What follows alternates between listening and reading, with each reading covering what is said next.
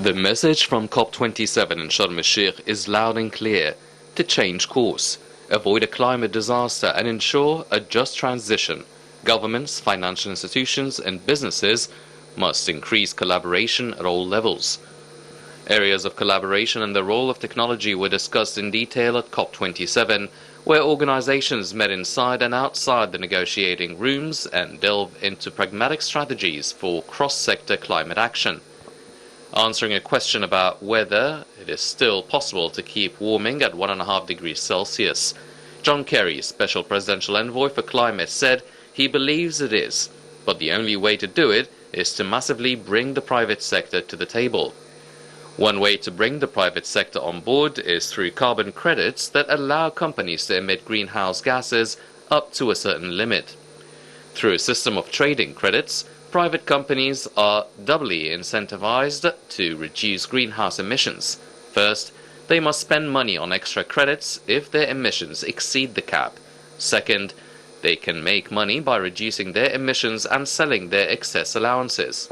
The other way to involve the private sector is to help them meet regulatory compliance by reporting on emissions. COP27 presidency hailed companies that are taking the lead to reduce Scope 3 emissions, the most difficult to achieve. There is no requirement to get to net zero by 2050.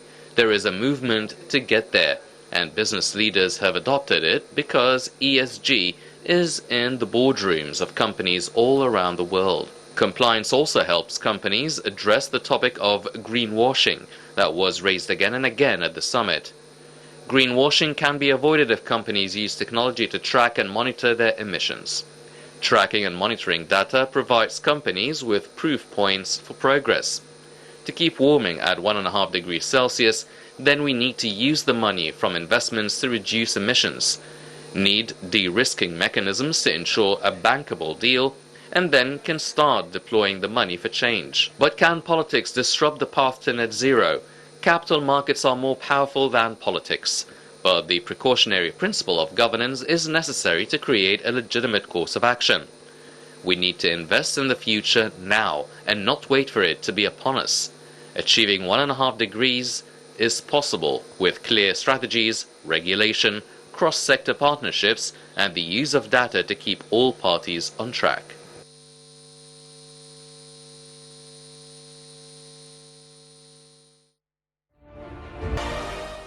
Right, welcome back, and let me first welcome our distinguished guest, Dr. Khaled Fahmy, former Minister of Environment. Thank you so much for being with us tonight. Thank you for having me.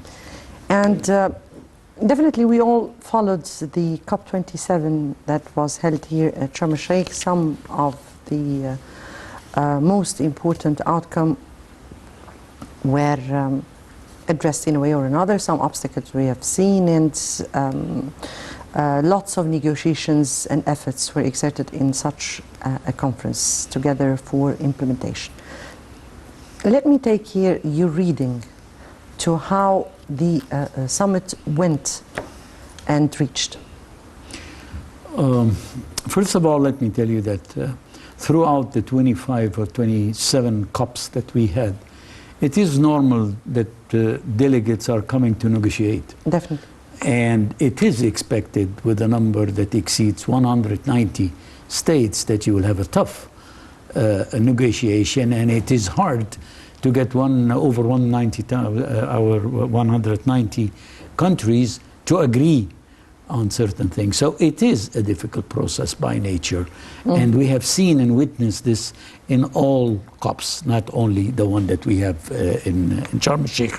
We have seen a most drastic one in Copenhagen, where we didn't reach agreements. So it is, in my opinion, and to my readings, this is a normal process, in particularly the last 2 nights. Today you have to skip the whole process and concentrate really on the last 2 nights. And when they extend, it's a sign that consensus is very hard to reach.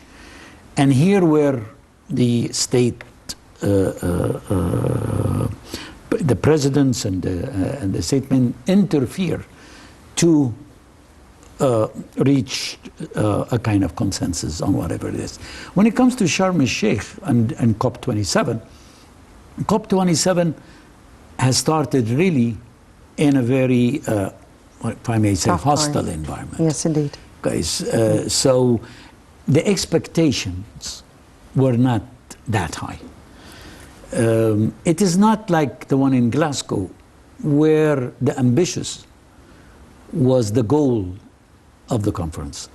But in Egypt and in COP27, the goal was to implement, to move from pledges and words into deeds. action. And Indeed. that's a very hard process, because this is what it's all about. It's easy to talk, but it's hard to walk the talk. And that's what we have seen in COP27. In all, I can say the results that were reached are the best that you can reach within the geopolitical economic condition that the whole world is addressing at the moment. So I look positively to the results. We can do better. The world can do better if the world will come together and make the sacrifices needed. That's what it's all about. We are not disagreeing on the climate change and impacts. No more disagreement on that. Mr. Trump is not anymore there, so no more neglecting and denial of this. We agree on the 1.5 as a maximum increase in temperature. We agree that we all have to work on it according to common but differentiated responsibilities. But what we don't agree on is the time that we have. Can we do it by 2050, or should we do it by 2050 or 2060 or 2070? That's what we are disagreeing about. And what branches out of that is the cost. Who will pay? Where is the technology? Who's going to bear the cost of delay? That's what we're talking about, and that's where we're disagreeing. Indeed. Let's take it point by point. Okay. And let me here just reflect the voices that we have heard, because it was the voice of the developing countries vis-a-vis the will of the big powers. And we're speaking about the developing countries who are the minimal contributors to the climate change threat, and the big powers who are the biggest contributors to this matter. Here, we started with 4 pivotal axes, which was the mitigation, adaptation, finance, and collaboration. Yep. How do you view how we tackled mitigation issues? Because it started with this important file until we reached the adaptation file.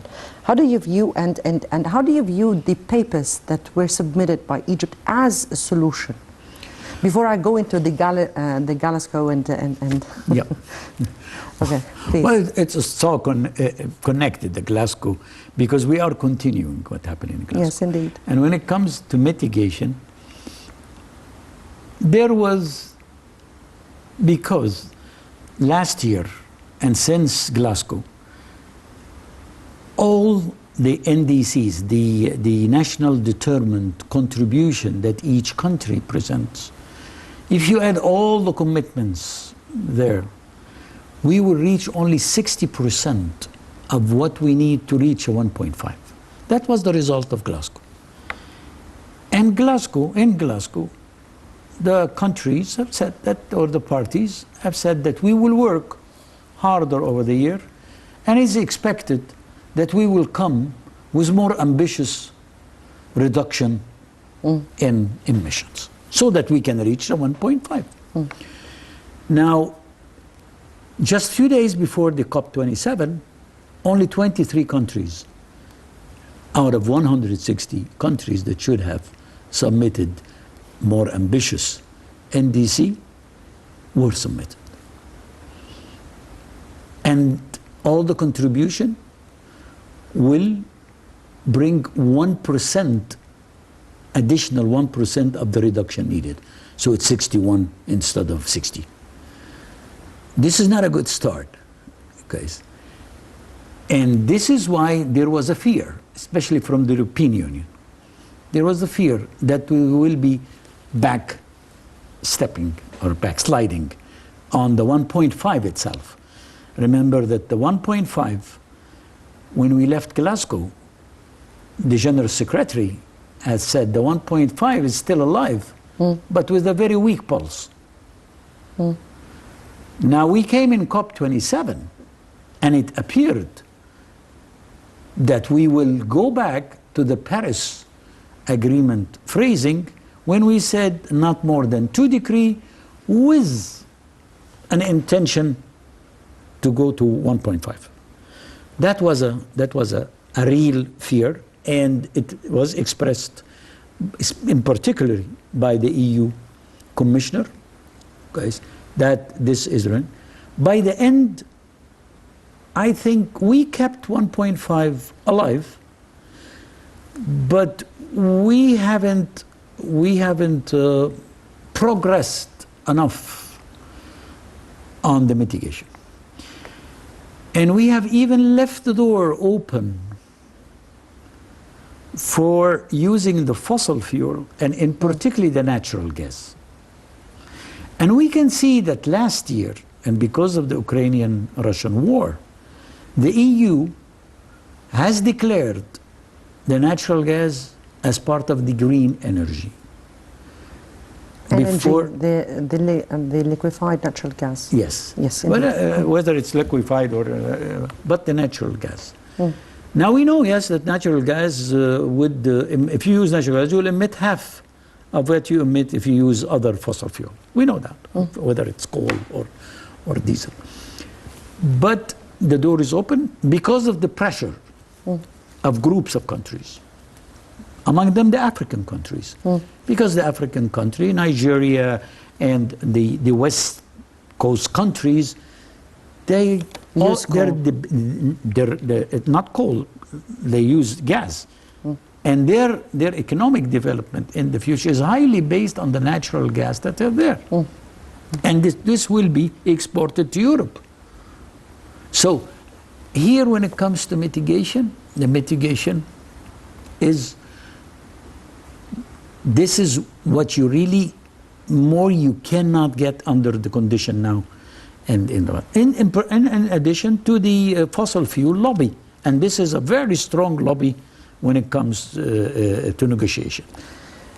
Let me here voice out the voices of the African countries vis-a-vis the voices of Europe and the United States and all the developed countries. Africans said, you want us to go into renewable, but we don't have the ability to go into renewable because we don't have choices. We don't have options. And literally they said, help us, help you. On the other hand, developed countries said, in order to be able to mitigate the, as you said respectively here, the reflects of the climate change threats, we have to avert using the fossil fuel, particularly coal, and natural gas. There were some talks about it, and that Africans should start doing that. How do you view Let me this first of all, dilemma? I give you, coal is phasing out. Okay, so there's no talk about coal. Coal will be phased out, it will be phased out. The issue was really concentrating on the natural gas. Yes. Africa, even if they use their wells of natural gas, will add less than 1% of emissions. So the African says, my emissions are already 4% and less than 4% of the whole world. And to secure food and to elevate poverty, I need to use natural gas. And this is where there give me is- another option. Yeah, but the Help me, other option have will be another renewable. Yes. But renewables until now cannot totally replace fossil fuel when it comes to thermal energy. The only possible option will be the green hydrogen. And the green hydrogen is still underdeveloped. There are applications that are economic and technically, but there are more applications to come. So it's a matter of R&D and how an R&D will be fast, and not only R&D, the owners of the R&D, and whether they will use the result now or keep it for the future. So it's an economic profit-based game that we are playing. But the Africans have all the right that they enjoy economic development. And we face the same situation in other COPs, where we were, because we were thinking of introducing coal to produce electricity in 2014, 2015, 2016, because we didn't have the natural gas at that time. And when we were talked to by the other countries, we said, okay, give me the difference between a renewable energy power station and the coal. Give me the difference. The cost. The cost. Give me cost, and then I will work. That was not. It was So exactly. It's renewables. In Africa, there will be a mix, and the mix will be more and more greener. That's without no doubt. But for that, we need foreign direct investment. And as we know, that most of the African countries are not credit worthy according to the international financial standards. So there is a lot to be changed. There is a package to be brought together and giving to the African countries, but not just to tell them, don't use the fossil. What is the package? What is the alternatives? How much will it cost? Who will cost? Who will pay? Yeah. Sorry, who will pay? Indeed. That takes us to the adaptation. Yep. And because there were no consensus, as you said, respectively here, on the mitigation and on not using the fossil fuel, vis-a-vis using other, or lessening the fossil fuel in vis-a-vis using alternatives or maybe other renewable energies, adaptation. And there was a paper submitted by Egypt and an important article that they here adopted, which was the Warsaw International Mechanism for Losses and Damage associated with the climate change impact. Let me take your reading to the Egyptian paper that was submitted and how they saw what kind of solutions can be put forward and the adaptation of such an important article, because people do not understand what does this mean. What is the meaning of adopting mechanisms for losses and damages?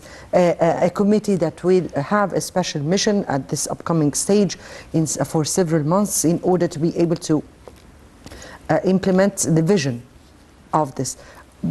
Let me take here your reading. Let me start by adaptation. We fought, the developing countries, we fought in Paris 2015 to put adaptation at the same level of importance at mitigation. Because all of the efforts and all of the discussion was concentrating on mitigation and neglecting the adaptation. And we were able in Paris, guys, to reach that up to 50% of the resources that's provided, financial resources provided for climate actions will be 50-50, up to 50-50 for adaptation. So adaptation was a big fight. But we must differentiate between two things. Between the costs of adaptation and between the loss and damage. And this is why, because we have already an adaptation fund that has been established. Yes. What the developing countries wanted was an additional fund for loss and damage. Loss and damage was mentioned in the convention, the original convention. Yes. But it was a red line. Nobody dared to discuss this or to put it on the agenda. This is a red line for the rich countries. And I'm saying the rich. I'm not saying only the industrialized. That means it's not only the industrialized, it's the rich countries, which in some cases they are claiming to be developed countries. So the rich countries were against discussing this, and particularly by US, the United States. Guys, this have changed completely in this COP, and thank you, Egyptian diplomacy, for the first time being able to put on the agenda and to get the agreement in the first day that loss and damage is an issue that will be discussed. And it's not anymore a red line. But just for people to understand, because people do not understand why it was a red line. What is this exactly? What is the mechanism for loss and damages? Loss and damage is something that you pay to people that have been damaged by climate catastrophe, like floods, hurricanes, drought. And that means, this is why it was a red line, nobody wants to take the legal liability. Because if you take the legal liability, it will be for generation, and individuals can raise claims. So the issue was the legal liability.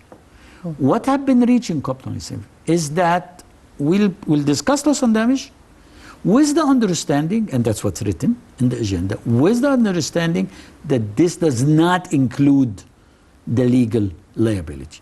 And this is why the rich countries agreed to put it on the agenda under pressure, because before that, thanks to Scotland, because they were the one that dedicated after Glasgow a certain amount of money. Yes, it was a small amount, but then followed by Denmark and followed by Netherlands. So there was a push that we have to do the loss and damage, in particularly because the seriousness of the negative impact of climate change was being very obvious. Look what happened in Pakistan. Look what happened even in Europe. So there was a pressure. This is why the negotiation was very hard, because we had three groups: the rich countries, the developed countries, and the emerging economies. The rich countries, in particular US, which remain silent, the EU, China, don't want a separate mechanism. They wanted to include it just in the adaptation or in the mitigation and add it there. So it's not new resources nor additional, it's the same old resources, but we re-divide them in another way, whereby these resources are not even enough for adaptation. They don't cover even 20% of the real cost. So this was, and there was a breakthrough because of the EU. The EU said, yes, I'm ready to establish the fund. This was very striking, but other donors and a big base of donors have to be involved. And after pressure, they agreed. What's going to happen now is this mechanism, whether it is a fund or not a fund, there is a committee out of 24 countries that will be addressing this. Egypt will continue monitoring and supervising and leading the implementation of the decision of COP27 until we hand it over to EU in June. So to the United EU, Arab Emirates. United Arab Emirates, which will, by the way, will be helping Egypt now. Yes. Yes, indeed. Yeah. Indeed. You spoke about something very important, the donors and the participation of the private sector. We'll be speaking about that and more about the Green Climate Fund and the climate measures regarding definitely something very good or very important here, the agriculture and the food and water security. The Novi program. Yes. So we'll speak about that, but before we delve into our discussion, let me first take this report and the importance of the role played by private sector in combating climate change, or COP27. Let's watch.